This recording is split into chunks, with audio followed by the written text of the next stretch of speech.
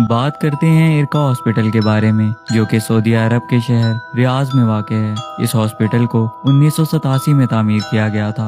1990 में जब इराक ने कुवैत पर हमला किया तो कुछ कुवैती फैमिलीज को इस हॉस्पिटल में पनाह दी गई थी, जहां जख्मी होने वाले लोगों का इलाज भी हुआ था, जिसके बाद इस हॉस्पिटल को बंद कर दिया गया था। 1993 में सऊदी हुकूमत ने इस हॉस्पिटल को दोबारा खोलने का फैसला किया और मजीद 8 साल चलने के बाद 2001 में इस हॉस्पिटल को मुकम्मल तौर पर बंद कर दिया गया।